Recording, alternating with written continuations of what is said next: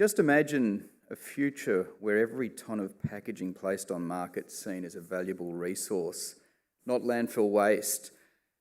Obviously, the reality is we're not there yet, and the other reality is that unless the royal we in this room, industry, government, community step forward together as a system, we're not going to get there. So obviously, as Mike said, I'm Chris Foley, CEO of the Australian Packaging Covenant Organisation. We are a co-regulator for packaging. We represent nearly 2,500 members, covering circa 70 to 80% of packaging placed on market, on the national market. Our role is to help brands that are defined as liable under the NEPM, National Environmental Protection Measure. We help them address their environmental obligations under the NEPM, whether that be through their reporting, through their action plans, through labelling, through increasing recycled content, through changing their designs, material choices, elimination of problematic and the like. There's been a whole lot of progress, but despite that progress, national recycling rates are stalling. That's reality, and there are obviously some really challenging issues like soft plastic and fibre just by sheer volume. What we do know is that the environment ministers have told us that business as usual. So we did a review. I came into APCO in August 22, did a review of the national packaging targets that were set in place in 2018 as voluntary targets to align industry and get focus and direction. Following that review, environment ministers have been really clear. We need to lean in. It's not going to be BAU. And the system needs, well, there's regulatory reform happening, and we can talk about that in the next, where we've got a panel discussion. There needs to be a transitionary mechanism to take industry, particularly the members of APCO, on the journey ahead to a new regulatory future. So with that in mind, and keep the national packaging targets. The targets are set for 2025. In reality, they will not be met, but they stand. So they are still the North Star. And in many respects, that's certainly why I'm here and appreciate the opportunity to be attending, because again, this concept of a system impact is actually what we need to move forward. After doing the review of the targets, we've then gone on a bit of a journey with our members that's been really confronting, to be honest, around the concept of EPR. And we've developed our 2030 strategic plan. That was released in August last year. We're now actively consulting members and the broader system around what does that actually mean when it's being activated. And activating industry-led EPR at scale to transition the packaging system to future regulations, but also to move the national packaging targets. The majority of the proposals we're consulting on actually directly support your sector or sectors through funded service payments to waste and recycling contractors, MRFs, reprocessors, along with consumer education that's aimed at increasing recycling participation and improving material quality at curbside.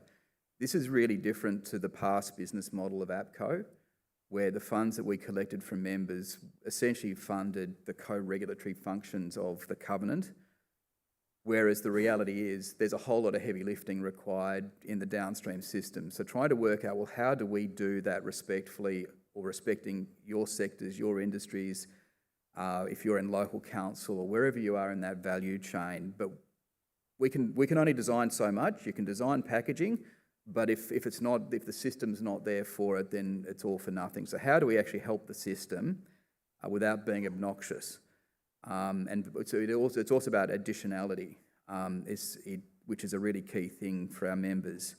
So we're proposing that the funds that we collect through EPR fees from our members will directly support, as I said, whether it be collection, whether it be sorting, reprocessing, end-market development, and also support for pathways for niche and what would historically have been called problematic materials.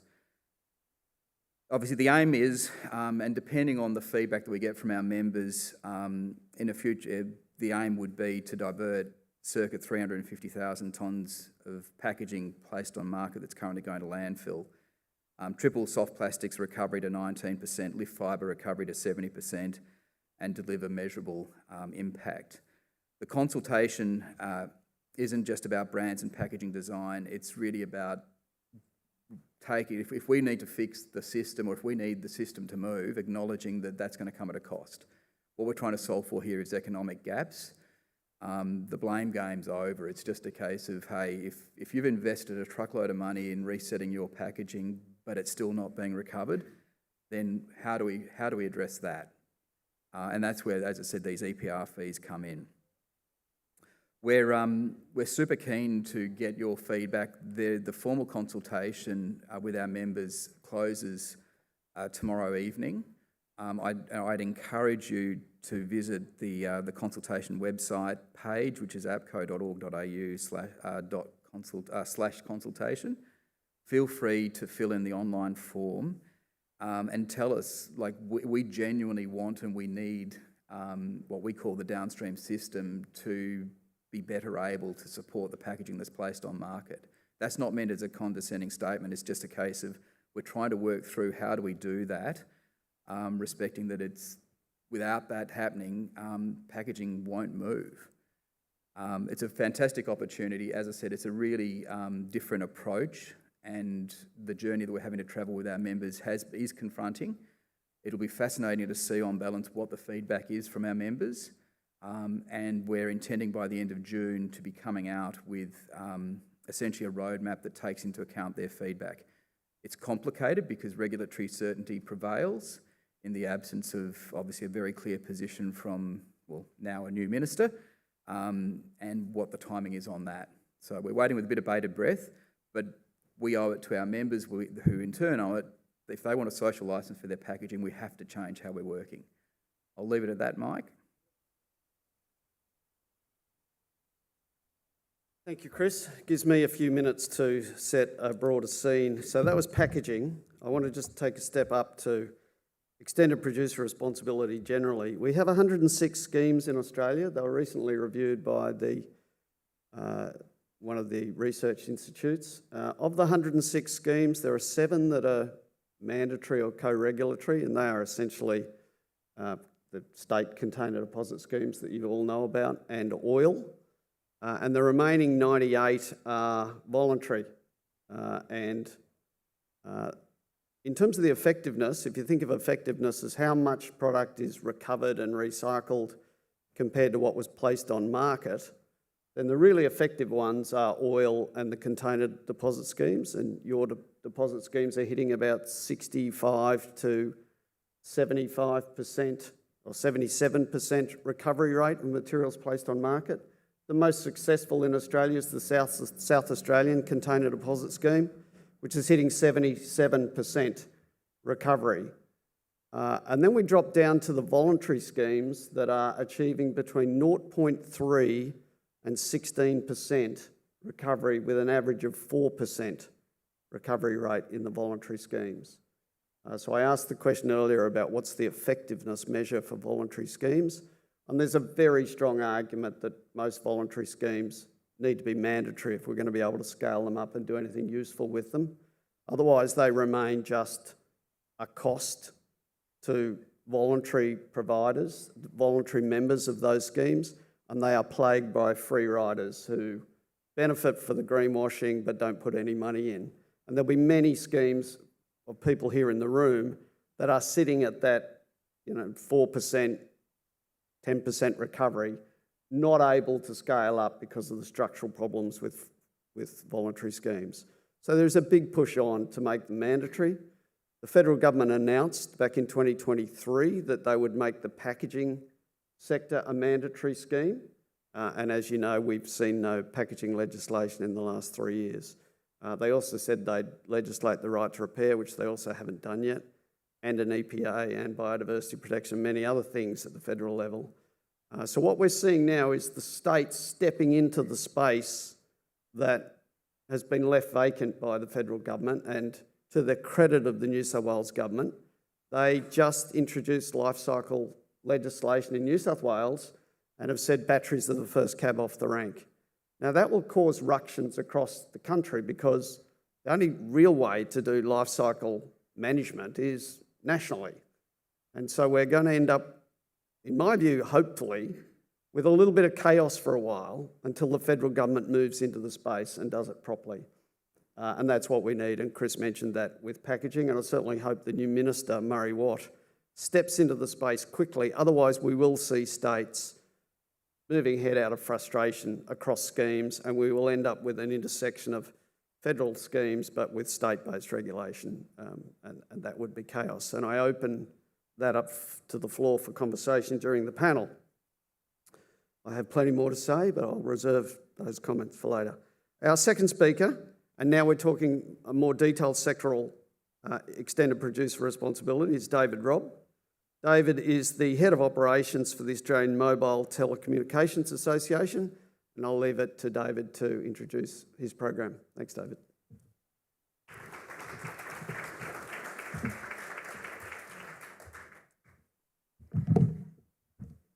Thanks, Mike. David Robb. I'm the Head of Operations for the Australian Mobile Telecommunications Association. We run a program called Mobile Muster. Mobile Muster is a voluntary product stewardship scheme. Its focus is on mobile phone technology primarily, and it's accredited as a voluntary scheme under the Recycling and Recovery Waste Act. It's backed by the major manufacturers in industry as well as the telecommunications suppliers. I think in terms of, Mike's introduction there, we're very proud, of the history of Mobile Muster. It's been in operation for over 26 years. Over that time, we've collected more than 2,100 tonnes of mobile waste nationally. We've built a network of collection points that covers 91% of the Australian population, and a recycling program that recovers over 95% of materials that we produce through the program. Part of the product stewardship is also about education. We're proud to say that over 70% of Australians know about mobile phone recycling programs in Australia. To Mike's point, we're at the top end of the voluntary product stewardship scheme in terms of recovery rates. We're unique, in our industry in that we have actually a challenge. We have a lot of value in the devices that we look to recycle. And part of our challenge is actually getting people to take action and actually dispose of those devices. One of our big imposts in industry at the moment is actually getting people to dispose of them through either wanting to retain phones as spares or data security. Data security is actually our highest growing impost for people to take action with the recovery of mobile phones. That being said, our program has been very successful. We represent the telecommunications industry in quite a unique way. We have over 96% of handset manufacturers as members of our program, and we also have over 86% of telecommunications suppliers as members. So for us, we have very, very high industry representation. Our free rider issue is small. Our challenge is in consumer behaviour primarily. As a voluntary stewardship scheme, it is fully funded by the industry, and it's unique. It's globally unique. This year at Mobile World Congress, Mobile Muster was used as an example on the global stage by the GSMA as a high-performing industry-led program that others are looking to see whether they can replicate within their own countries. However, voluntary stewardship is not just about setting it and forgetting it. We need to continue to evolve. One of our observations now is that consumer behaviours are changing, technology is changing. People are holding on to mobile phones for far longer than they were, so that's the elongation of the product life cycle. And we're also seeing that people are wanting new options to do with their phones. They're not just looking for recycling options, they're looking for a range of circular economy options, including reuse cases. Mobile Muster supports a range of those, including a number of our members offer refurbishment programs, reuse programs. We also support charitable endeavours. This year we sponsored DV Safe Phone for their Domestic Violence Month in May. Through a joint process, we saw over 1,000 phones donated to their program to go to survivors of domestic violence. And we also support them with recycling of phones that they can't reuse and get back into active use. So we're seeing that grow through the sector, and as our program, we need to continue to evolve and make sure that we're meeting the needs of the community, meeting the needs of the industry, and making sure that we can provide the continued recycle capability, but also give consumers new options in this space.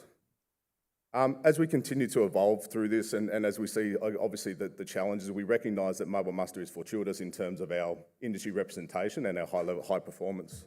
But we know there's challenges outside the industry, and we know that there's other challenges, and we see the role of government in helping support those as well. We see the need to intervene where there's market failure or where there's harm, but we're also wanting to continue to work with government to make sure that we can continue to support and evolve highly effective programs like us, highly supported programs like us, and make sure that we can understand how these new changes we can adapt to, support, but ideally what we'd like to see is that we don't disrupt functional voluntary programs, but that we can adapt to those new requirements and support, I guess, as this new regulation comes in, and ideally seek to get harmonious support across a national footprint. How do we come up with a solution that we can implement consistency, and continue to drive good results? Ideally, what we'd like to continue to see is, I guess, working within the industry, understanding the challenges as they continue to evolve, and for mobile muster, also looking at how we can support new segments growing, new I guess, regulation that's coming in, and how we can continue to drive excellent results in the industry. Thanks very much.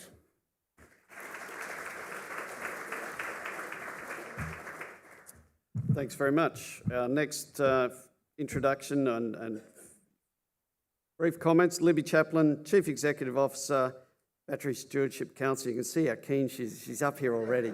It's like, I've got words to say. I've got things to tell you. Over to you, Libby. Good morning, everybody. You're up nice and early.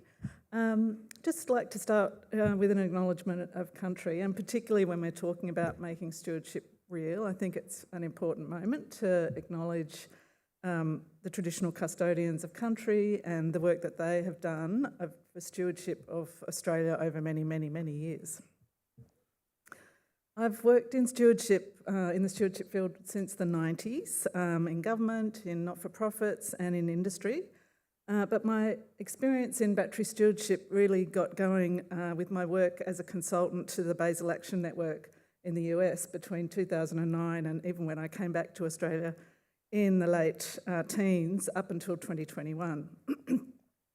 I was engaged to prepare the auditor training for the eStewards program, which is an electronic waste stewardship standard. And that really had a strong focus obviously on environmental health and safety, but also transparent chain of custody for electronic waste. This work really introduced me to the UN Basel Convention on Transboundary Movement of Hazardous Waste, and it's the history of that convention that really inspired me to work in this area. It started with a container load of material that was shipped from Europe to a small country in Vietnam, and within 3 months, the owner of that land in Vietnam was dead. That material was hazardous, obviously, and it really led to the UN turning its attention to providing protections for movement of hazardous waste between wealthy countries and less wealthy countries. So, from our perspective, my perspective, I think e-waste and battery producer responsibility is really fundamental to preventing those full life cycle aspects. It's not just about recycling, it really does need to go from end to end. And reducing those impacts, not just in our own countries, but in the countries to which we're sending these materials. In Australia, we're very fortunate with the systems that we have, but we still struggle with finding information about our products, whether they're safe, where they've come from, and what standards they meet. Government regulations obviously lay the groundwork for stewardship and can help with that process, and we've been hearing about that over the last couple of days. But at a national level in stewardship, it's been quite aspirational. And we are finally starting to see some real change with this movement by states, led by New South Wales, to deliver stewardship regulation. And my hope is that within a reasonably short period of time, we still do get a national outcome by all the states working together on a model regulation. I think it does eventually, though, fall to organisations like the ones led by the group today to make stewardship real.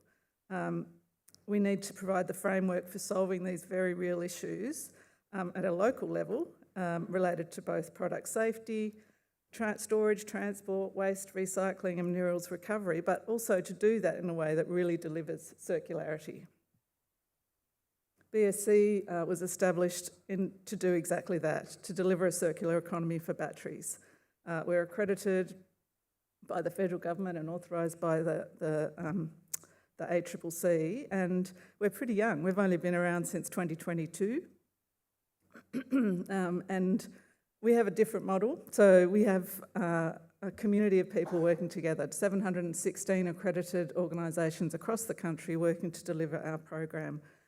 We've created a network with our partners of over 5,000 drop-off points across the country, which is one of the most accessible in Australia. We've raised, as a voluntary scheme in that time, $50 million, the majority of which has gone back into the recycling sector to actually deliver that service. We've collected in those 3 years more than 8,000 tonnes, which is more than 330 million individual batteries that we've been able to keep out of the waste stream. We're at the top end of those voluntary, Mike. 15.3% collection rate this past year, and of that material a 73% recovery rate. But definitely see the need to do a lot more. When we're talking about stewardship, tell me when I've got to stop talking, Mike. The Department of Climate Change, Environment, Energy and Water define it as everyone has a role to play in stewardship. And when do we need, though, an actual scheme to be established? And basically it's when the market fails to deliver those environmental health and safety outcomes that we need. Government action is critical. We need to hold these schemes to account. We need to regulate product stewardship. But there's action not just at the state and federal level. Local government have a massive part to play here in the way you permit and provide procurement. You can put stewardship into your contracts, you can specify it for services like e-bike services and make sure that those companies are actually participating in the scheme. Collectors and the waste and recycling sector, many of you here today, also have a huge role to play here and really have the capacity to streamline and make the logistics process work and to assist us in delivering on the traceability outcomes that we have committed to. And of course, recyclers provide the magic in making dirty big piles of stuff into something new. We've got quite a few levers, I think, that we can draw on. Regulation is obviously one, voluntary schemes also, but it doesnn't really matter which one of those it falls into. If we're going to move to true circularity, one of the biggest levers that we can use is eco-modulated levies. So putting requirements on importers to deliver and to pay a levy based on the circularity of their product in the end. We'll no doubt talk about others, but product safety, labelling, certification, point of sale information, a really important piece. And all of these things working together is essential. So in fact, stewardship needs to deliver on all of those things. On my last slide, it's okay. Safety, sustainability, traceability and circularity. We need to make not just stewardship real, but we need to make circularity real. It's a big ask, and it's organisations like us in the room that are working together to make huge strides in this direction.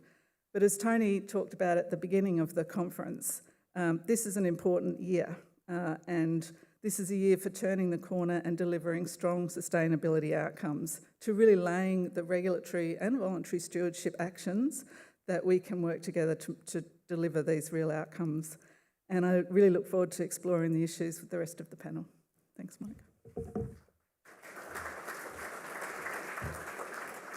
Thanks, Libby. There are lots of organisations, 106 of them, doing incredible work to get this material out of landfill, and we need to back them in, and by far the most efficient way to back them in is with regulatory underpinnings so that they can capture all those free riders and lift their performance from 4% average, 16% maximum to the 90s. And our next speaker has been on that journey for a long time. She told me last week she wanted to get me in a headlock because I didn't support the voluntary schemes with enough vigour. I certainly intend to today. They do an incredible job, but government need to step in and help them. Lena Goodman is the Chief Executive Officer of Tyre Stewardship Australia, and she is one of the champions that has lifted tyre recycling across this country. Thanks very much, Lena. Thanks, Mike, and congratulations to everyone in this room who showed up after a big night last night. I've been coming to these events for over 10 plus years. I have built a great repertoire of photos, so if there's anyone that you're looking for a photo, most of them are of Mike, happy to share, and I am only joking, but if you have got photos of me, I'll have those ones. So as Mike said, I'm the CEO of Tyre Stewardship Australia. I'm going to call it TSA if you hear me say that. Now, every year, on average, 500,000 tonnes of tyres reach end of life. 500,000 tonnes. So if we were to translate that to a passenger tyre, that means that every single person and child in the country is using 2.5 tyres each every year. So for a moment, everyone in this room, if you've got 2 tyres beside you, drop them, walk out the room. That's a lot of tyres. They don't fit in a front lift bin, they don't fit in a wheelie bin, hard to push them along the side, and getting someone to collect them can be expensive, problematic, and they might not come for days. So they're not aluminium cans, they're not packaging items, they're tyres. They're a pain. And actually, a recent report that we did with local government, with our partner Blue Environment, gave us some really insightful information about the impact this has on local government. 61% of local government surveyed in the report said that dumped tyres is a nuisance for them as a council and has been increasing as an illegally dumped tyres. They're collecting them from the side of the street, they're collecting them from street banks and so on. It was also estimated in the year that we did the report, back in 2022-23, that the cost to local government nationally was around $6.5 million. Well, we think that's underrated. We actually think it's a lot more than that. But if you break it down to a per cost for local council to collect an illegally dumped tyre and have it processed appropriately, it costs you about $22 per passenger tyre. As a consumer, if you go to a retail store and replace your tyre, you're paying about $7.60 for the disposal of that tyre. It's a bit odd that consumers potentially could be paying twice, $7.60 at the retail to dispose of the tyre, and then through councils you're paying another $22, which councils are picking up the burden of that cost and not using it for what it should be, amenities, communities and so on. Outside of the financial cost, as a council, you've actually got staff time, equipment, your recycling gate fee. It's considerable, and there's no surprises that regional remote councils are burdened with the biggest cost of all, followed by urban councils. What's even worse for regional and remote councils is that you have to store it, adding an extra particular risk associated with vermin, fires, and so on. As I mentioned earlier, consumers also indicated to us that they would be willing to pay marginally more than the $7.60 at a retail spot to ensure that they are mitigating against the harm associated with tyres at the other end, because at the moment the cost is burdened twice by everyone. Well, what does it mean for council? And there's 4 things that I want you to think about today, 4 things that you can do to help make product stewardship real, because it's not one-dimensional. I can't make it real on my own. As local government, you've got a role to play, and there's 4 things that you can do. The first is you are the procurement of contracts associated with fleet. That means that you have the ability to work with your fleet operators, whether it be waste trucks, whether it be buses, whether it be staff vehicles, to ensure that 2 things that you're doing in your procurement process. Buying the brands that are contributing to a scheme. We're voluntary, not everyone pays. We talked about free riders earlier. Not all the tyre importers that bring tyres into the country are finding solutions for at end of life. You've got a role in your procurement process to say, we want you to be a brand that contributes to tyre stewardship. Now, you're probably using many of those brands anyway. Bridgestone, Michelin, Goodyear, Yokohama, all the big guys are there.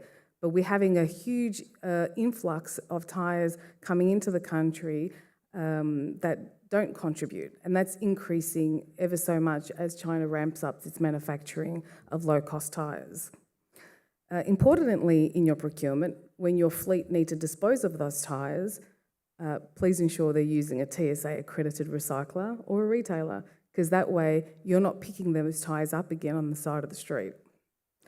The second thing you can do is through your transfer stations. Many run transfer stations and have tyres. I was speaking to Tom earlier from Kumbriki. I was trying to ask him how many tyres he had at their transfer station earlier. The reality is if you got tyres, they do need to be collected. Please work with a TSA accredited recycler. What that means is that you can be sure that our team rock up to that recycler regularly and audit them. Is that material going to legitimate outcomes? Is it being recycled appropriately? You might pay a premium for it, but at least you're not paying it again in collecting it afterwards. The third thing is roads construction. SS Rock, many of you may have seen the program they did with crumb rubber in roads. Stellar job. Crumb rubber in roads has been going for over 50 years. It's not new, it's not sexy, but it's in the specifications and you can all do it. It's easy. All you need is for your contractors to procure crumb rubber. And the beauty of that is actually if you put crumb rubber in your roads, they last 3 times longer. It makes good economic sense. Finally, this is the tough part, is many of the retailers in your municipality, tyre retailers, mum and dad mechanics, need to understand the role that they have. And we have 1,700 retailers in the scheme, but the ones that don't participate are your local mechanics. And they're the ones potentially are looking for low-cost operators to collect their tyres, and that's where we're seeing increased illegal dumping. So we need to work with them to encourage them to use accredited recyclers and collectors. But of course, all of these could go away if we had some regulation in place, and the scheme wasn't voluntary at all. So that was what I wanted to talk about today. So thanks, Mike. I'll pass over to you. Thanks, Lena. So as you can see, 4 very knowledgeable champions of EPR schemes. Could I get you all to join me up on the panel? Thanks. And I'm open to Slido. Please find your app. Okay, I'm not going to necessarily go from the top. We'll try and keep some... you all know that Slido works by you can vote on someone else's question and push it up the list. If you've got a question, please add it. It seems like my screen is not matching that one, but anyway. Okay, now it is. Given the inequity between a council and large recyclers, what action can APCO take? So this is to you, Chris. What actions can APCO take with MRFs and large recyclers to promote innovative recycling options for consumers, like soft plastic, bag in a bag? Where are you up to? I'm sure people are interested in where the soft plastic regime is up to and how it might fit with APCO. Just a small topic. Yep. So obviously, let me try to unbundle a few of those things. SPSA put an application to the ACCC. That's been open. Soft Plastic Stewardship Association. Soft Plastic Stewardship Australia. And stating the obvious, we all need, the system needs a really well-structured, funded solution to soft plastic for a whole lot of reasons. And we're super supportive of that intent and finding a solution that can stand up. There's a whole lot of brand owners who are members of ours who are involved in Soft Plastic Stewardship Australia and convening a robust solution, and we're certainly wanting to support them in that. There are a couple of, so we've put a submission to, or a response to the ACCC, basically saying, hey, we're supportive, but that support's conditional. and try to make sure that the scheme that's being developed through Soft Plastic Stewardship Australia aligns with the regulatory framework and doesn't fragment and makes it as easy as possible for liable parties, brand owners, to actually do the right thing. What we don't want to do is end up with a UK-style arrangement where you have businesses essentially shopping around for, and it becomes a race to the bottom where we could go here, we could go there, we could go wherever. So we're attempting to, we've established a joint letter with SPSA that's gone into our submission to the ACCC, essentially saying that we're agreeing to some in-principle activities that APCO can support Soft Plastic Stewardship Australia on, as far as engaging with our broader membership, which is circa 2,500 businesses, to capture funding contributions, initially through FY26. That would be a voluntary call out to APCO members to contribute. And then the intention is that, which puts money into SPSA to help them engage the downstream system, of which, whether it be through councils and or through collection agencies, reprocessors and the like, which largely you represent, and obviously the reprocessors in the end markets. So that's sort of step one. Step two is then bringing that into more formally what I was flagging in my presentation earlier, which is our 2030 strategy and how we're activating that. And that's really where we're looking to go live, work with our membership to implement an EPR fee for them to pay more transparently for the packaging that they place on market and the recovery of that. But that's across all packaging. So Soft Plastic Stewardship Australia just focuses on soft plastic, but most of our members have multiple packaging that they're putting on market. So making it as easy for compliance to be achieved for our members through that mechanism, but at the same time aligning that with the regulatory framework, the regulatory reset, not wanting to blow the whole system up, and having things like data, and just trying to make it as easy as possible for members to comply. Instead of, again, you sort of, you go there to pay that, you put your data over there, no, you put your data over there. It just turns it into a messy outcome. At the same time, there's work certainly to be done on the design, the choice of materials, the concept of buying recycled, making sure that recycled content, where possible, comes from an Australian source, all of which is then caught up in a whole lot of other regulatory reform, which is probably a whole other topic. So headline, there's lots to do. There's actually a lot of work happening, and but there's lots of moving parts, and it's really complicated. We've got to get into it. I might paraphrase that for those of you in local government who don't spend every day like Chris and I do talking about packaging. Chris has a voluntary scheme for packaging nationally. Soft Plastic is now setting up its own voluntary arrangement with the task force, Woolworths, Coles, looking at soft plastic, and those two need to talk to each other. And they're both voluntary, although the government has said they're going to come out and they're going to legislate the big one, the packaging one, but they haven't done it yet. So we're in this complicated grey space where people are moving, like New South Wales is moving on batteries down here, sectoral, with a geography. So we've got different commodities sitting at this level nationally, and now we've got states legislating for specific geographies.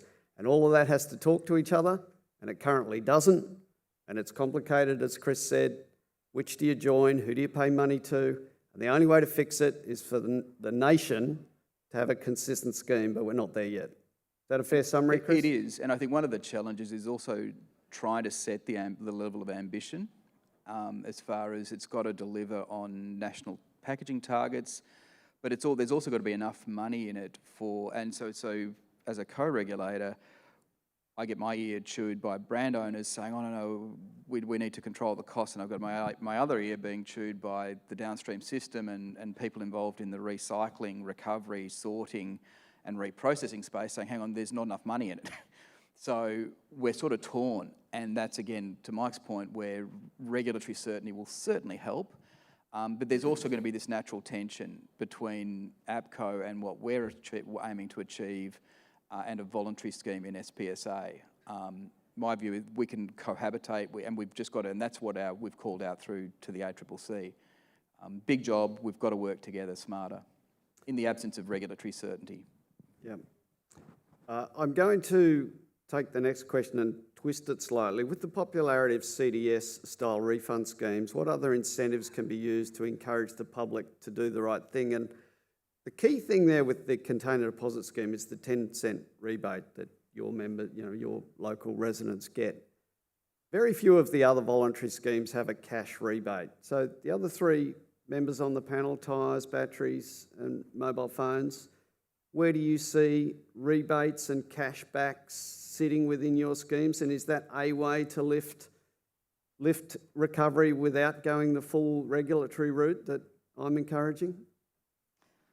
I think they're two separate questions. I'm completely on board with the need for regulation, but I do think incentives have an important role to play. I just think, particularly in the case of batteries, a direct consumer incentive is not appropriate given the risk associated with that, and the work that MRA actually did showed that you'd need more than 3 kilos of batteries to actually get a sufficient deposit to make it worthwhile for consumers to bring the product back. We do not want consumers to be, hoarding kilograms of batteries in their home. It's just a transference of risk from the waste industry to the consumer. I think that's not the answer. But incentives are important, and there are other ways that we can structure them so that they are still effective but don't lead to that risk in the community. In Belgium, for example, they provide incentives by looking at which communities are collecting the most batteries, and then they invest in infrastructure, in parks and other things in that local area. And then, of course, promote that widely to showcase the outcome. But we can also have retail-based rebates. If an organisation if a person is bringing a product back, then they get a rebate towards a new product. And so I think we need to be thinking creatively about how to make incentives work, because they will be an important part of the process. Lena? For me, it's pretty simple, and regulate it and have the tyre importer pay for it at the beginning. So New Zealand has just done it. They've got an advanced disposal fee, and I saw a question pop up, an advanced disposal fee that the tyre importer will pay, and that then funds the process of collection. Now, you will go to a retail store to change your tyres, you're already paying something, but actually, why don't you get it paid for up front at the beginning so that that collection will happen? Right, so that's not a cash rebate though, Lena. You just see that as an advanced disposal fee paid by the importer or retailer, which is more common. CDS is the only one I know of that has a cash rebate. Are there any others in Australia in the 106? None that I can think of. No, okay. Yeah, look, mobile's a little bit different in that we're fortuitous that our products have a market residual value. So generally what we're seeing is that there is existing refurbishment trade-in programs where consumers can take phones to get a rebate outside of a recycling process. And that fundamentally we're supporting those in terms of providing return paths to recycling. So we see actually our trouble is not getting people, it's not a commercial incentive that they need. The concerns that consumers are raising are more about one, having spare devices, that's a main thing, and the other is they don't want to give up the device because they want to retain the data. They're concerned about the data. So we don't necessarily see that there's already a commercial incentive out there for people to take, and principally we're looking at addressing those other concerns that they have, and we don't think it's a rebate. Right. I mean, one of the challenges here is most of these products don't pay their way. There's not enough value in them. It might be true for mobile phones, but certainly not true for tyres or batteries. One company that's got a question up here, which I'll turn to now, is the Kirby type bag in a bag, and they are trying to link it to a QR code so that when you go into Coles or Woolies, you get some Coles or Woolies brownie points for your, to try and create that pool. If it's not a cash rebate in this case, it might be goodwill points or whatever. Chris, do you see that as having a major future? It does. Prior to joining APCO, sort of close to 3 years ago, I was in retail, working across businesses like Kmart and Target and Anko and Catch of the Day, and we had the benefit of the Flybuys ecosystem that was originally set up within Wesfarmers for Coles and the other businesses that Wesfarmers has. And it's actually quite incredible how much so little can incentivise. How much pull a fly-by point can achieve. So we were looking at, and we did some testing within Kmart around, now to my knowledge it hasn't gone anywhere, but we were certainly looking at how we could actually use fly-by points as an incentive to get consumers to bring back into store products of concern to us. And obviously being a very large retailer of everyday low priced but super fine apparel, how could you get that as an example? Textile recycling, could we get that to actually happen, and how could we incentivise it, and what could we incentivise? And that was a win-win. So the whole concept of Kirby, and I've actually had this conversation with Kirby going back over the last 2 years, great idea, and it is just a case, it's incredible, a little bit of an incentive. It doesn't actually have to be a lot, but people love it. It's just how do you pull it together?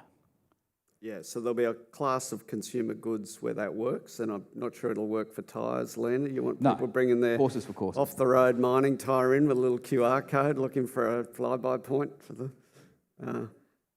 next one is probably a bit esoteric, but we do need to cover it. It's around digital passports and product transparency of process. Chris, this one I'm throwing to you in the first instance. Where do you see digital product passports and traceability sitting in your network? So one of our challenges is that we're at the bottom of a really big global supply chain. So in the grand scheme of things, we're a couple of % of the global market for most things. And so a lot of this is really being driven out of Europe in particular. So we've just got to be careful that what's appropriate for Australia versus how we can do. Half the packaging that comes in is placed on market is coming in from offshore.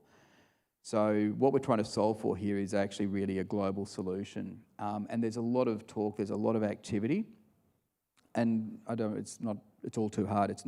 We've got to lean into it. It is the future. The whole traceability, and it cuts across so many things as far as the circular economy and just being able to back it in and validate. You've got to be able to back in your claim if it's for recycled content. It gets more complicated if it's domestic content versus international content. The choice of polymers, you've got a whole lot of, as we transition to a circular economy, you've got a whole lot of new age materials coming in as well. And that equally pose a whole other level of challenge. Is it plastic derived from renewable sources or non-renewable sources? So more's got to be done. But it's not as simple as just saying this is going to work here in Australia, because it's got to actually work globally. There's a lot of activity though happening in this space, and it's exciting, but it's going to take a little bit of time. I assume, David, you have pretty good traceability of mobile phones. You know where they're gone. If I've got 5 in my drawer, you must know they haven't reappeared into the market. You do know what's arrived back out. You know where it's stored. Do you have traceability in mind in the mobile phone space? I guess in terms of where devices are, we have, I guess, geodata in terms of trying to identify the sales and the recovery patterns in terms of understanding where they're coming from. So we have a level of insight in terms of where we think devices are stored and whatnot. I think what's expanding now is obviously with the growth of reuse and refurbishment, we're seeing more of them enter back into operation more so than end up into a waste stream. So we are observing that, and we are, I guess, continuing to look at that data, yeah. And I'm sure in your case, Libby, you have no idea what's an embedded battery coming into the market, because they're not required to report. When I buy a child's toy and it happens to have a light that turns on with a button battery in behind it, you would never know that at the moment? Or you do? Just Chris's one there. If they're a member, then they report to us, but it is, again, it's a voluntary process, and so there's probably a lot that we're not capturing. Yeah, okay. Next question. Many local governments pay costs to deal with end-of-life products, whether they are illegally dumped on roadsides or managed through drop-offs. How can we support recovery without shifting costs to local government? I'm going to give that to everybody, but I'm going to put in my little plug first. And that is the whole idea of a mandatory scheme is that everyone who puts products like this onto the market puts a little bit of money per unit into a bucket. And that bucket is administered by someone. Let's not fight about who administers the bucket. Doesn't really matter. And that funds the reverse logistics and recovery and cleanup and all the rest of it, of which local government is a big participant. What we're missing in Australia is the bucket, and we just need to front up to that. And, MRA has done some modelling for Chris around what size the bucket needs to be for packaging in Australia. And the same is true for batteries or tyres. We know what we need to do. It's not a complicated question to work out how big the bucket needs to be to fund the reverse logistics. I don't think there's a debate about who should there is a debate about who should administer it. Unfortunately, it takes over from, hey, government, we need a bucket, and that needs to fund the following activities. So that's my 2 tuppence worth. Over to the panel. Chris, you want to go first? Yeah, totally agree. And again, that's essentially the one of the core foundations of what we're trying to do with our 2030 strategy is establish an industry-led approach to the bucket, for want of a better term, where through EPR fees that over time would transition to be eco-modulated. We'd love to start with eco-modulated fees, but that's complicated and you need really good data and data integrity. And from looking at global best practice, they've just all said, whatever you do, just take it one step at a time. Start with an EPR fee that recognises the recovery cost of the downstream system. That, from our point of view, our distribution would then be through a mechanism called service payments, where we would then engage the system. It's not a grant program; it's actual requests for proposals from the downstream system, whether that be PROs or producer responsible organisations or stewardship schemes like Soft Plastic Stewardship Australia or others, and or where it's appropriate, it may be opening up curbside bins, but there would be an incentive. We recognise that there's a cost to that. You can't just say, hey, give us more of this or open up. There is a cost. To recognise that cost, we're saying that a service contract would be put into the market in a really strategic and staged way to incentivise gaps to be closed, whether it be at the collection point, the sorting point, or the reprocessing point, or the end market point. So we think we've got a mechanism for packaging that can be rolled out nationally. Other panellists?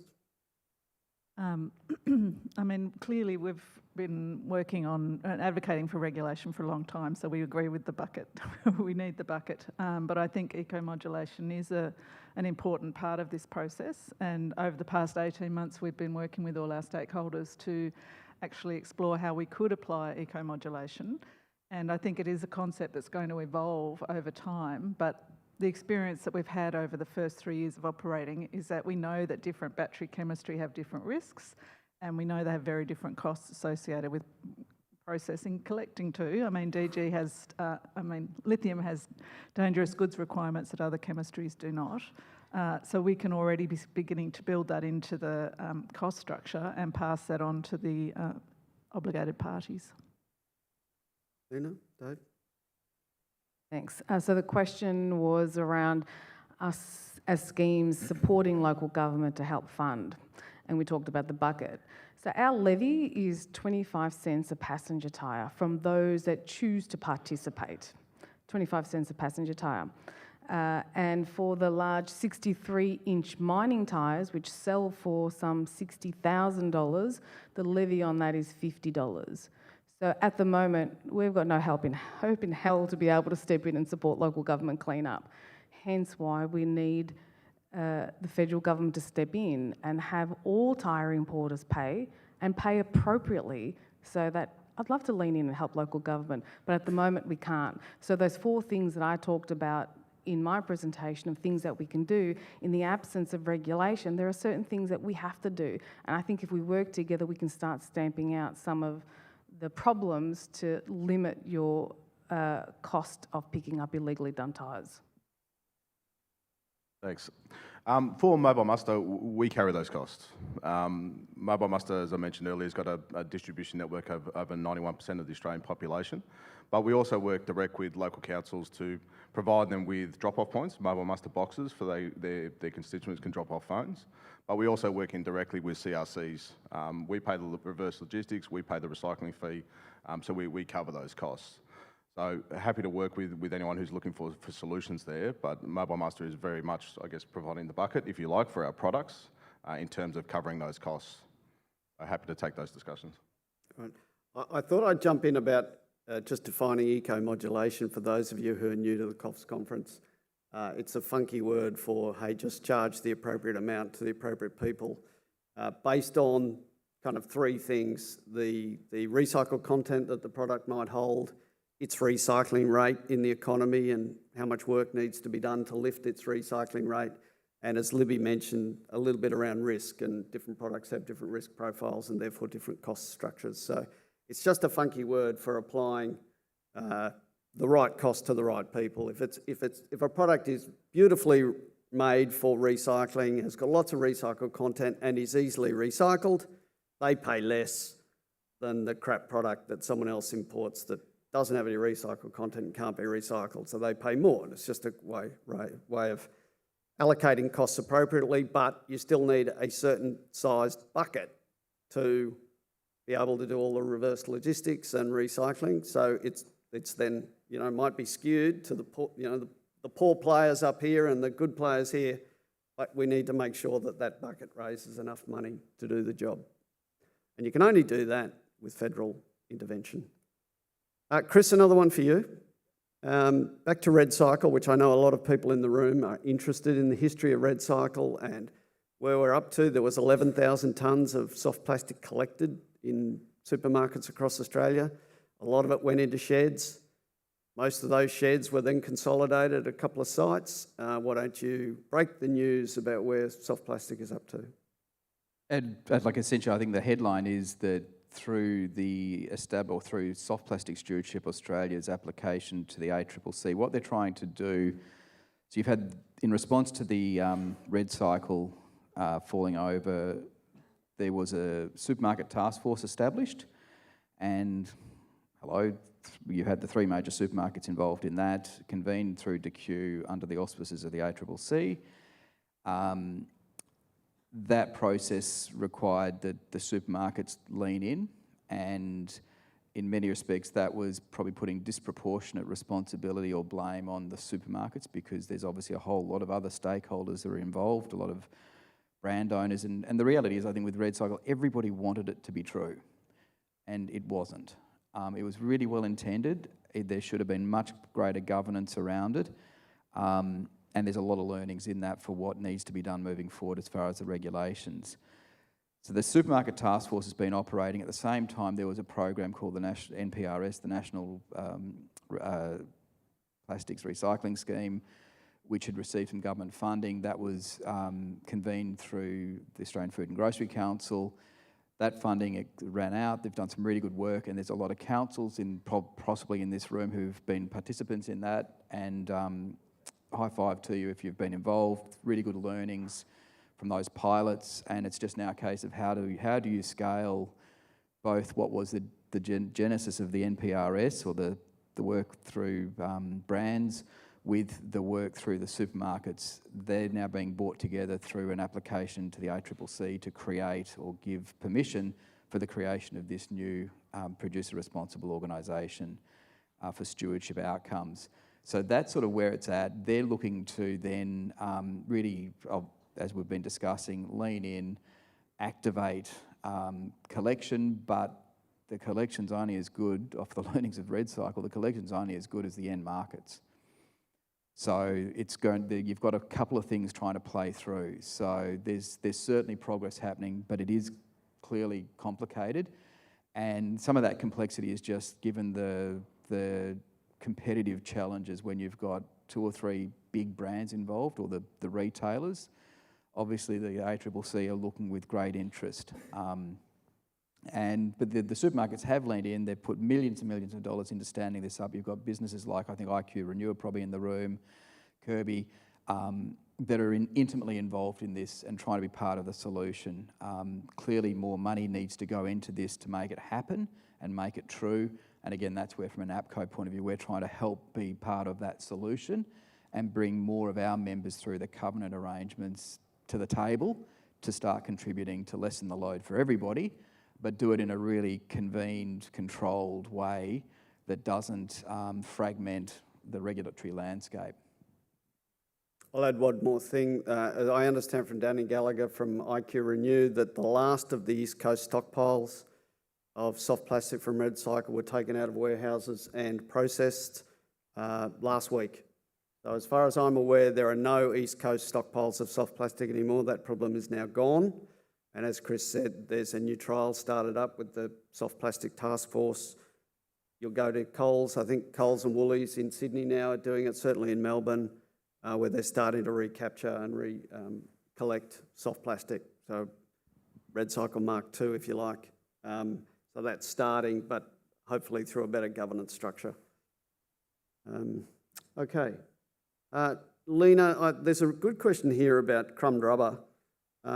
Putting crumb rubber into roads is better than landfilling it, but it's not a fully circular option. And what happens, can you describe what happens at the end of life and during the life wear of the road? Does the rubber, create more pollution risk? What's its end of life fate? Thanks. So there's two parts. If we think about crumb rubber in roads, if you recall me saying that the road actually lasts at least 2 times longer by having crumb rubber in there. It also reduces greenhouse gas emissions by about 11% in compared to the normal polymer modified binder. Boring, I know, but it does. It actually is better for the environment. Now, once that road reaches end of life, there's nothing stopping that road, and bitumen is recycled again and can go back into roads. So agreed, it's not the most circular, certainly better than landfill, but we're not doing enough of it here. And as local governments, we own 85% of the nation's roads, and we're not doing enough about using crumb rubber in roads. Actually, if every council were just to meet the specifications that is set for them, we would go from using today 33,000 tonnes of material nationwide in roads to 170,000 tonnes nationwide in roads. Now remember, 500,000 tonnes of material reaches end of life, 170,000 tonnes goes in roads. That's a hell of a lot better than what we're doing today. So there's a lot of heavy lifting that can be done. It is better, and I think part of the question was, when are we going to see tyres back into tyres? Well, that's nirvana, and I'd love to see that. Probably not in Australia because we don't manufacture any tyres here, but we do manufacture conveyor belts, so that could be a possible opportunity. While you're there, what about refuse-derived fuel, and how much tyres in Australia are going into fuel for cement kilns? The bulk of the material that gets collected in Australia goes to tyre-derived fuel in places like Korea and India, Malaysia and India. And I've got to say, what keeps me up at night is one day those markets won't be there, and we've got to find our own markets locally. And I think the segment that is leading circularity in Australia, as crazy as it sounds, is the mining industry, because their material is so high in natural rubber, it's demanding greater circularity, and we're seeing that investment. Devulcanisation in the Pilbara in WA, we're seeing micronisation in Queensland. This is all taking a product and creating a value where it then can be sold not for the $200, $400 per tonne, but upwards of $2,000 per tonne. And that's when we see value in the product. You were telling me earlier about a tyre recovery program for off-the-road tyres just opened up by Tyre Cycle in Western Australia. And it's one major miner at the moment, but one of the commentary was, well, we don't want to see our recovered tyres end up in tyre-derived fuel if we can see them higher valued into playing equipment or whatever else. Is that a significant challenge in your space for the off-the-road tyres? Well, it is if you can bury those tyres for free in your own pit. And those that are investing in circularity need that material, and it's hard to compete with zero cost because mining companies can bury those tyres free of charge. So what we're seeing in some of the great jurisdictions, New South Wales does a great job with it by putting licensing conditions on mining companies to encourage them to find solutions, or their licenses may not be re-established. These are the types of conditions that policymakers can consider to encourage recyclability in that circular space. And in Queensland and in New South Wales, we are starting to see a little bit more of that engagement from recyclers to invest, but they're also reluctant. Why would you invest if you're a recycler when you're not sure you're going to get the volume from the mining companies? So we need the two to go hand in hand. All right, the call out to local government, start putting rubber into roads. Just really does make me think about the other end of this too, is that we do need export controls on this product. So if we're exporting batteries that can be recycled elsewhere, we're never going to have investment in Australia that's sufficient to really build up the sector. So, you know, there's a lot of moving parts here that need to be addressed. Which, while you've got the microphone, Libby, question for you. How does B-Cycle intend to increase its recovery and recycling rate from what is a very low base at the moment, particularly in states or if the federal government doesn't adopt extended producer responsibility legislation? So business as usual, how do you grow? I don't think we can do it without regulation, quite frankly. Business as usual will be sitting at this level because to increase the cost of the levy, we'll see major players depart and then we won't exist. So we definitely need regulation and, you know, ideally national regulation, but I'm also seeing the methodology that the New South Wales EPA has taken by establishing that model regulation and now working very proactively with the other states can deliver us an outcome much more quickly than if we wait for a national regulation, which will take a long time. Now, I go back a long time, as do some of the others on the panel, and I remember the National Environment Protection Measures being structured as a mechanism that everyone could adopt 20 years ago, and it wasn't adopted nor enforced. Why does everybody have this happy new idea that the New South Wales life cycle regulation will be actually adopted by other states and the federal government? Why have we all moved to this position of positive thinking about that? What's changed? Well, I think the positive thinking was at the ministers' meeting in December, and all states agreed that action was needed. It's being led by New South Wales, but it was a unanimous decision that we needed urgent action and regulation around batteries. So I think there is a broad brush acceptance, and you know, it's not that I don't think a national regulation would be superior because it would be much more straightforward, but I think we can achieve the same aim with a model regulation and collaboration between the states to implement in a consistent way. Do the other panellists think that the regulatory frame for life cycle stewardship that New South Wales has introduced will be adopted in your sectors across the country, either at state or at the federal level? Chris? Look, I think it's what's exciting. Look, I think it's a big step forward. I think what's going to be really interesting is to see it sort of says to the newly formed government in Canberra that, hey, this exists, and if you don't move and move quickly, we have the tool that was set up initially for batteries, but it could be applied to packaging. And when I say so in that sense, I'm hoping that it actually drives some action at a national level. And I think it was interesting when the bill was introduced into Parliament in New South Wales, 16 members spoke in support of the bill across all parties. And I think that sends an important message to the new federal minister that, you know, we could adopt this regulation and do it much more quickly. As I understand it, it was unanimous through the Parliament. There was no objections. Yeah.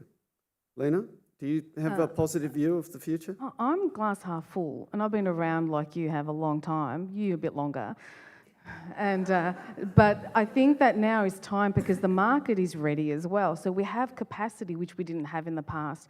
We have better end markets that we didn't have in the past. So if we're going to do it, now is the right time. And I'm glass half full because the legislation has been written so well that it can be easily transported to other states, and I think it does, as Libby says, a great strong message. Ties is a no-brainer, Importers want everyone paying. End markets want to see mandatory procurements and so on. So I just think it has to happen. It's a logical next step. Dave, I know you don't need it, but do your members look to this kind of EPR legislation and go, oh, good, that will tidy up some loose ends? Yeah, look, I think the expectation, or the view is generally regulation is good where there is harm and where there is need, where there's market failures. I think the views are really about, well, how do we achieve harmonious national approaches to this so that we can end up with processes that we can implement efficiently and make sure that we're doing it consistently across the country. So our members generally have very complex product sets, understanding which ones fit into which regulation, how does that work with our federal accreditation, how does that work with state-based. So I think really the end point is making sure that we're working together to achieve a deliverable that is harmonious and works in with our existing approach that's accredited at a federal level as well. Michael, I was just going to add to Dave's point there. I think that's actually a key call out, particularly so if you're a national brand owner and you're placing whether it be packaging or other things, you just want the consistency. So that's the challenge. If every state sort of did a replication but then did their own interpretation, guess what? So it's a great motivator for the federal government to lean in and step up. But the worst outcome would be that it just means that we just get this proliferation of slight interpretations, which make it incredibly complicated and costly for compliance. Yeah, organised chaos for at least some time until the feds step in. By the way, the reason I have no voice is because I was talking to David last night trying to understand how his mobile phone batteries, right, he's got a mobile phone scheme, might interface with a battery stewardship mandatory scheme that New South Wales might run. So you've got a national battery and then you've got New South Wales only mandatory battery arrangements. So let's just open that up to the both of you. Let's have some announceables for the forum. How are these two schemes going to talk to each other? Well, I think there's two issues that you were exploring there. One is we've got a state regulation and we're a national scheme, and I think that's an important conversation to be had too. I haven't spoken with Dave about this yet, but our view is that we are a nationally accredited scheme, and just because a supplier is motivated to join our scheme because of a New South Wales regulation, they will be required to become accredited nationally in order to be accredited and therefore to be legally compliant within New South Wales. So that's the first question. The second question is, I think it's going to be really critical that schemes with similar products, I don't think we'll be doing the same product, but we've got related products, have memorandums of understanding, we have consistent procedures, and that we are collaborating. I think there's a lot that can be done by that. I think there is a huge amount of small electronics and electrical equipment if we move into that space, and so there is going to be need to leverage existing schemes, whether it be Mobile Muster or B-Cycle. Yeah, I tend to agree, and I think we acknowledge that we're a niche of a much bigger industry, and fundamentally we have to work in with the other schemes and ultimately the regulations as they're developed. I think what we need to work on though is that we have consistency in messaging for consumers, so that we're clear in terms of taking action and we don't fragment messaging, so that we end up with consistent processes and consistent instructions for consumers for how to deal with these things in a safe manner. So I think that's the outcome we really need. Let's take that down to a local government level. They're running community recycling centres, they're running drop-off points, they're doing stuff for different schemes at the moment. In the absence of federal arrangements, how can we even rationalise what we're doing now a little better and cut some costs out? Do you think the schemes are ready, mature enough to actually start aggregating drop-off points and systems and reverse logistics? Well, it's an interesting point. It's actually the way that B-Cycle was designed. So we don't have contracts with individual sites or individual contractors. We use an accreditation model, and the whole point of doing that was to be able to build on different types of collection channels. So we already have quite a few of the CRCs and local government as participants, retailers and so forth. So I think this type of model actually lends itself really well, and we need to be, Australia is such a big country to be really making collection efficient. It's those kind of connections between different products that will make it more efficient and more affordable at the local government level. David? No, look, agree. And we're in a similar way, we're already working with a number of those programs, CRCs, NTCRS providers as well, to make sure that we can, one, as product stewards, take accountability for our products, but provide options for those that are able to redivert, I guess, the products to where they need to be into our recycling scheme, so we can take accountability and the cost for those. So, but let me take it down to really practical. If I'm a local council waste manager and I've got to look at 106 schemes as to what's recyclable in my region, why can't the schemes get together and have a call centre, for example, that just advises me on how to do stuff cost effectively? Why can't we even have that level of integration across products? I think it probably will come, and certainly there is increasing conversations between schemes, and topics like logistics are part of that. I think we can get some real economies of scale by doing that. I remember 30 years ago, who was here from the Western Sydney Waste Board, they designed what was called drive-through recycling centres, which morphed into the CRCs that we see today. And the idea was that you would have 30 or 40 schemes contributing from their bucket into the running of that community recycling facility. Now, I know we're nowhere there yet because the buckets aren't big enough, but why can't we do something around co-location of schemes? I mean, I take my batteries to Bunnings, or I take my batteries to Officeworks, but I take my tyres to somewhere else and I take my paint to the CRC. But actually you can take your batteries to CRCs. I mean, not all of them at the moment because there's been some issues with the St Mary's fire, but for the most part there are locations where you can take more than one product. I think one of the challenges is when we look at consumer behaviour around batteries, the biggest impediment to getting people to bring their batteries in is that it's convenient. And so, you know, retail drop-off points are actually really effective for that particular item. But if they've got a series of items, then, you know, other local government and CRC drop-off points, who are also accredited, are an alternative for them. I think it's also about the practical application in the way those products are being collected. So for tyres, you replace them at a tyre store because you're getting new tyres normally. So it's unlikely that a consumer will then drive them somewhere to drop them off at a consolidated spot. But the point is that councils are paying for illegally dumped tyres, and they're paying considerably because we've got this issue of organisations making money collecting tyres from retailers and then dumping them because they can. And that's fundamentally the problem that's causing councils to pay so much. And if we take that problem out, then that cost disappears to council. Well, similarly with batteries, because we're seeing so many incidents in the network that local government are already paying for the problem, we need to be ensuring that the schemes are actually able to have sufficient funding to pay for the solution. Would you guys see that if you got $20,000 from each local government in Australia, would you consolidate a scheme right now, collectively? No.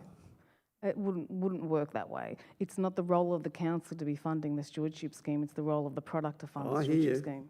There's a good question here. Yeah, thank you. Someone clap, because I can't. Someone says here, how hard can it be? What's the problem with legislating compulsory product stewardship? Whoever asked that question, it's the right question. Yeah, anyone want to comment on it? How hard can it be? Chris? Can I give that person a hug?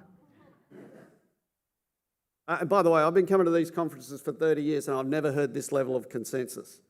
Anne, where's Anne Prince? Anne, have you ever seen this level of consensus around, hey, we just need the government to step in and do it? Yeah, well done. Yeah. I mean, last year we actually wrote a national regulation to try and incentivise change. That wasn't successful, obviously. We'd love to see national, but I think what New South Wales has done is just provide a foundation that we can take national, whether it be adopted nationally, that would be interesting, or as we are progressing now, getting all of the states to sign on. If anyone knows Murray Watt, I'll give you my phone number and we'll organise a bit of an advocacy tour to meet him.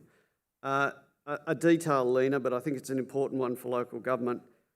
Apparently council engineers have been reluctant to use tyre in road construction, by and large due to the New South Wales RMS not leading the charge to use recycled content. Has RMS been lobbied to do more? Yes, they have. And there's two, I guess, as road engineers, there's spray seal and there's asphalt. RMS does do spray seal and they do it. So there's no stopping local government to do that as well. In terms of the crumb rubber in asphalt, RMS is a bit slower, but that's where local government, which SS Rock did, it proved the outcomes and the benefits. So actually local council can showcase that to RMS, that it is achievable. But also local government manages more roads than the state authorities do nationwide. A question for you, David, about, the question is, you're importing 96% of mobile phones. That was one of the questions here. They are, you apparently have stated that. How do you manage the reverse logistics and get Apple to actually kick the can, or your big members, they're gazillion-dollar companies, globally operating. How do you get them to put money in a bucket in Australia without legislation?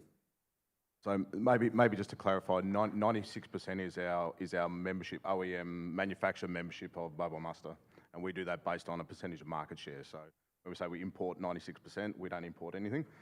That's our membership percentage. So in terms of, I guess, the question in terms of how do we deal with overseas phones being imported, was that the question? Principally, Mobile Muster is agnostic in terms of where the phones come from. Our high membership rate means that we get voluntary contributions from the OEMs, so the 96% who are members, and they fund reverse logistics, recycling, marketing, consumer education programs within schools. That's all part of our product stewardship. So they voluntarily contribute to it, and that's part of their contribution as good product stewards in Australia. In terms of overseas phones that are imported, they're very small fractional percentages of the total handsets. But if they're dropped in a Mobile Muster bin, we bring them back, we process them, and we recycle them.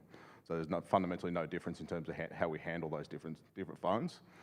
Ideally, we'd like 100%, but the reality is there's a lot of grey market, or there is a small grey market that exists, but we will recycle them and handle them independently, regardless of whether they're a member of our scheme or not. All right. We're between now and coffee, so I'm going to ask the panellists to wrap it up with one comment. You are the minister for a day, but you're not allowed to regulate because we know there's consensus about regulating. So what's the next most important thing for your sector to drive capture, reform, engagement? What's the next most important thing? Let's start with you, Chris, just to put you on the spot. I think essentially engaging in the APCO's 2030 strategy, which is a transition to regulation, or to stronger regulation. We can't sit there and just say it can't be done. We've got to wait for regulation. If industry wants to have a seat at the table and be treated with respect, then we've got to actually lean into it. And the challenge is, in the absence of regulation, how far do we go and how much cost burden do brand owners take on? So that is, in short, increasing recycled content, banning particular material streams. From my point of view, adopting a form of an EPR fee that allows, because it's not just enough to do the design, we've actually got to intervene in the system. We've got to actually stimulate the collection, the sorting, the reprocessing. Otherwise, we're not going to move the dial on targets. And do you have pushback from members saying, well, in the absence of a regulation, why would we? Absolutely. Absolutely. But that's the challenge in the absence of, and that's the process we're going through really transparent consultation. Yeah. Libby? In the absence of regulation, the Minister has the ability to daylight free riders in Parliament, and that hasn't been done to date. We provide them with a list of free riders on a regular basis. They choose to just write to the top 10. We'd love them to write to all of them and to make a more pronounced communication about that. It should be an embarrassment that those companies are not taking responsibility for their products. Import controls on product quality and safety, I think, is a really important one. Export controls on export of batteries to other countries for recovery. Lena? Minister for a day. How much fun. Oh, wouldn't it be? Oh my God. Wouldn't it be?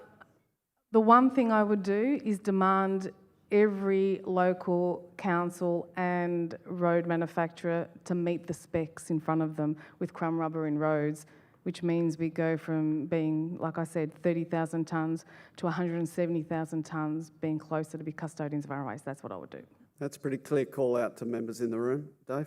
Yeah, look, I think it's really about how do we build harmonious, cohesive action, leveraging and building upon successful schemes that have built good public trust and results over the years, while intervening and taking action where it's required. All right. It's been a wide-ranging conversation. I hope it's answered most of the questions in the room. If not, feel free to hit anyone up on the panel over coffee. Could you please join with me in thanking our speakers, Chris, Libby, Lena and Dave.